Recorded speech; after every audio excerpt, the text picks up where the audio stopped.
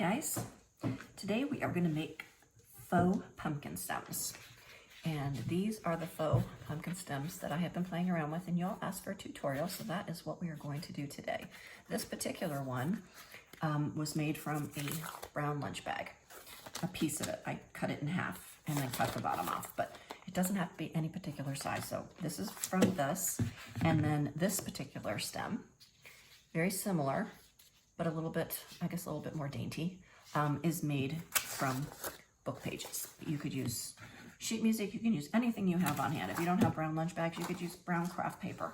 So we'll go ahead and start with this one. So all you're gonna need is your brown paper, a lot of Mod Podge. You'll use a lot of Mod Podge, pair of scissors. It gets messy, I'm not gonna lie. So you're going to start by liberally, and liberally is the key word. You need a lot of Mod Podge, you guys.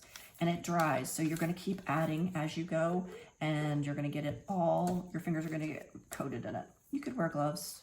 It doesn't bother me. And I just have this on a silicone mat.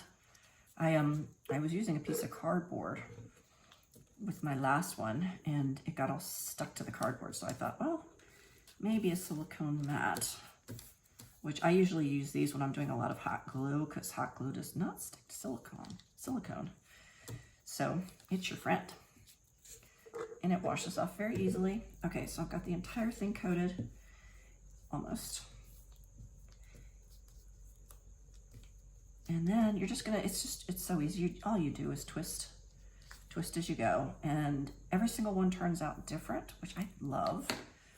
So you're gonna start, I start in the corner, and I kind of fold it down a little bit. You don't have to. And then you literally just start twisting. This is going to be the very tip. This is going to be the tip of your pumpkin stem. So like I said, you're going to keep adding more and more as you go. And it tends to try to unwind itself, which is fine. That's why you add as you go, because its natural tendency is to try to unwind. So you're going to just keep twisting, grabbing more. My Mod Podge is getting low. Grabbing more as you go. Move this over here so it's a little easier. And then twisting and twisting. I like mine to bend, but you can shape them as you go. So for this portion of what we're doing, it's just making the majority, or the main portion of your stem is this part right here.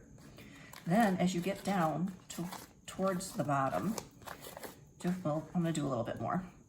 Then I cut mine, because I like mine to have a couple of different pieces.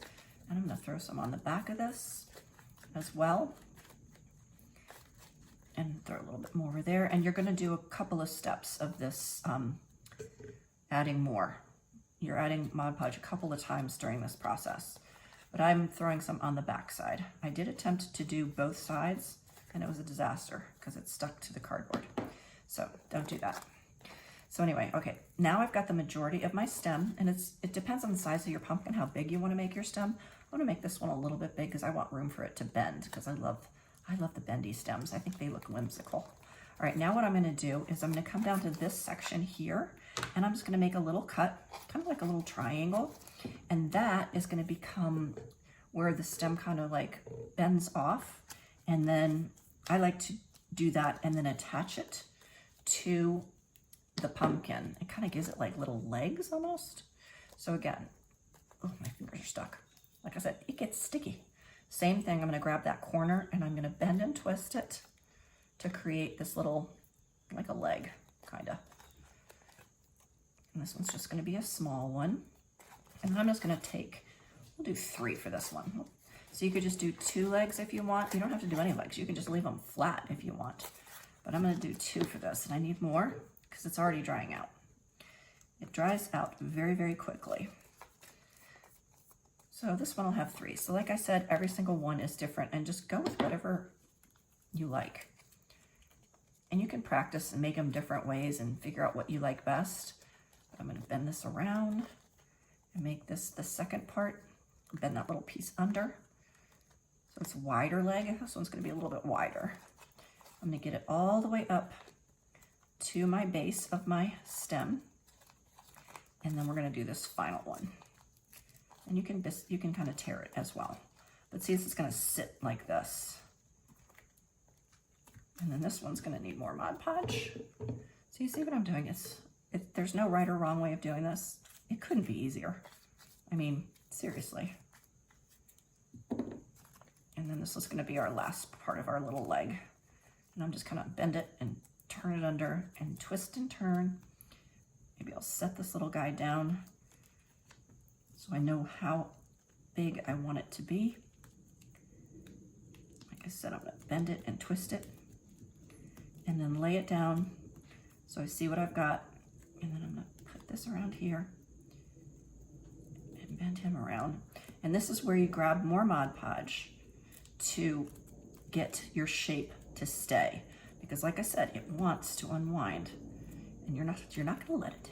You're gonna be the boss of that stem. So grab a little more Mod Podge and get your legs. Just get in there and get the base of your stem and then go all the way up over your stem again, getting the very tip of your stem because the tip is the part that really wants to unwind. So I'm gonna get my tip really tight and you can totally get your fingers in your Mod Podge. And so I'm just getting in there and I'm twisting and getting that Mod Podge to really get worked in. Okay, I think that looks how I want it to look. I'm gonna bend this one around a little bit. So this is where you can play with it. Now, I am gonna get more on the main part of my stem because I want it to bend a little bit. So I'm gonna take it and this is where I'm gonna bend it. So I'm just taking it and twisting and bending because I like that look. And this is where it really wants to unbend. So that's why you need lots and lots of Mod Podge on this part of it to get it to stay bendy. And then you just wait for it to dry. And once it's dry, that's when you can decorate it. But see how fun that is? It's sitting on top of sit on a little pumpkin, just like that. So see how it's got little legs and it's got all kinds of bendies and movement. And the sky's the limit with these. Okay, so that's the brown paper bag one, and it's gotta dry. It takes a bit, you know, not a long time to dry, but it takes a bit to dry because it's really saturated. All right, so let's grab our book pages. Now, for this particular little guy, see how little and petite it is? It's one book page. So if you want a nice small stem like that, because it's a smaller pumpkin, I would just use one. But I'm gonna go ahead and put two together so we can make one that's a bit more substantial. So I'm gonna combine these two book pages to make a little bit bigger. See what I said? I am messy, but that's okay, it's fun.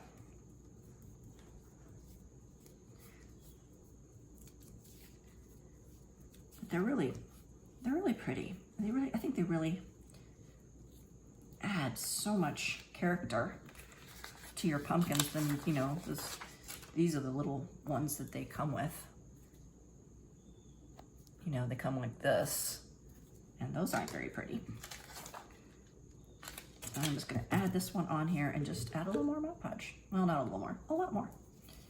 And then it's the same exact process. There's no difference in doing the book page to the brown paper, but I just thought I would show you, you know, the difference in the appearance. Depends on what look you're going for. If you're going for rustic, you could do the brown paper bag one and just leave it as is, not even cover, you know. I like adding paint and gold rub and buff to make mine look a little more on the glammy side, but you do you.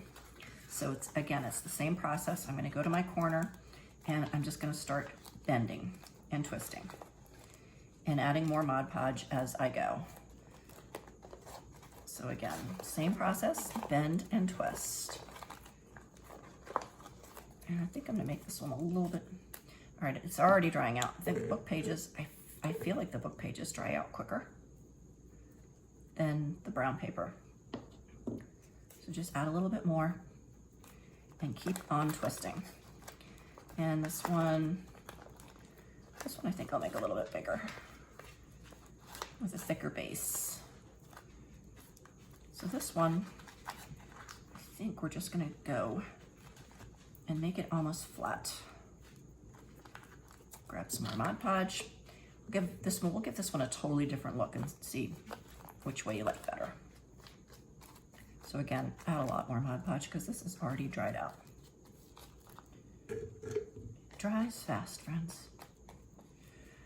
So this one, I think I'm just gonna make just a big, thick stem without the little legs. I think we'll get one base, kind of like a base at the bottom of this one. How's that sound?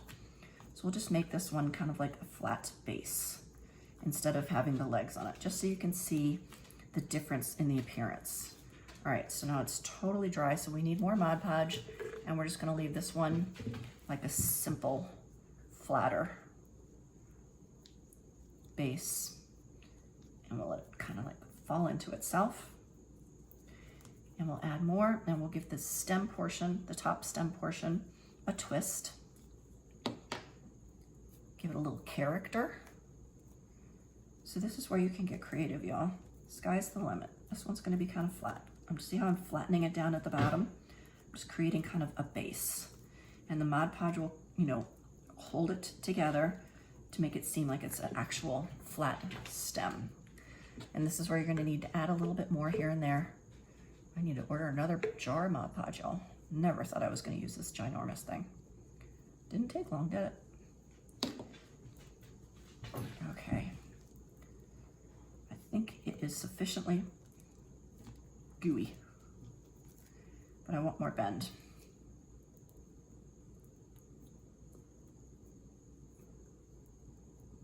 Okay, I think that's good. See, so this one you'll see almost looks like a witch's hat, y'all. This one is going to be much more kind of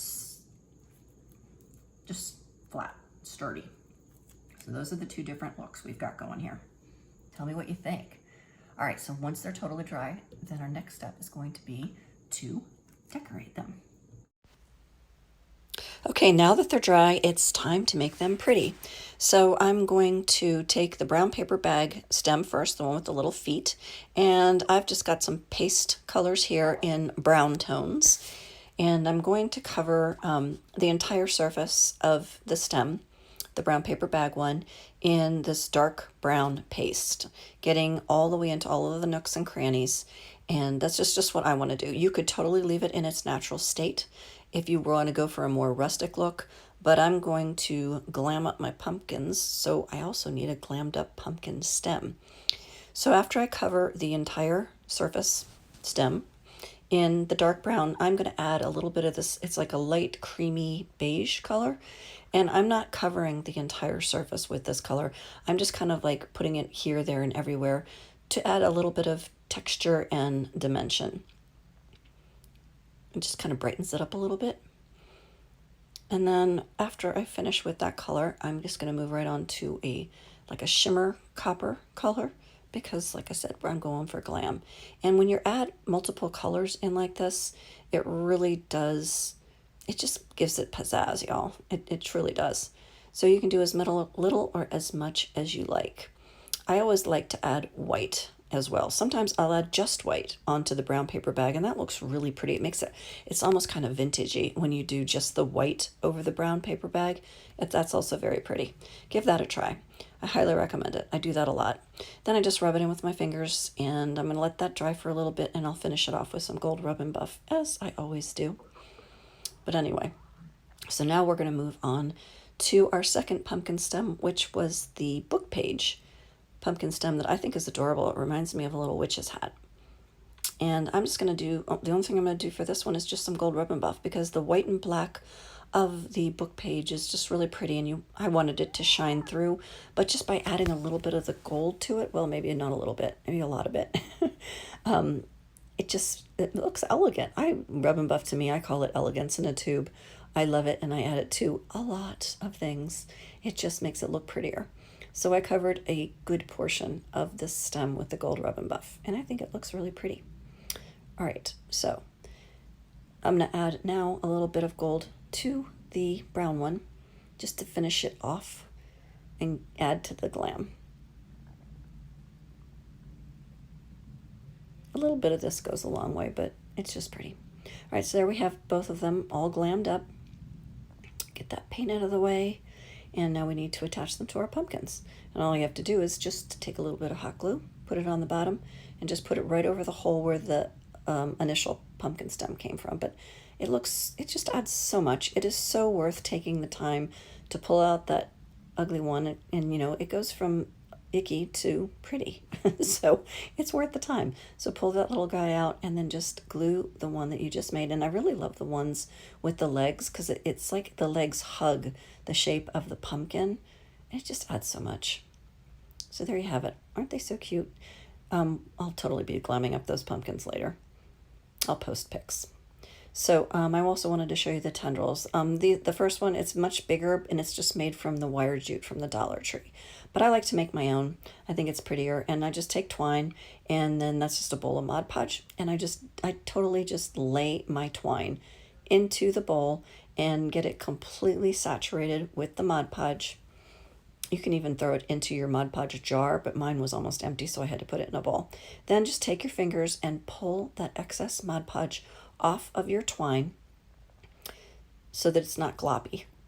I mean, you want it to be saturated, but you want it also to pull the excess off. Then you can take I'm using an old paintbrush. You could also use a dowel, you could use a pencil, use whatever you have on hand. I like to make a nice long one, so I get a really long paintbrush because then I can get a couple of pumpkins worth of tendrils out of just one loopy thing.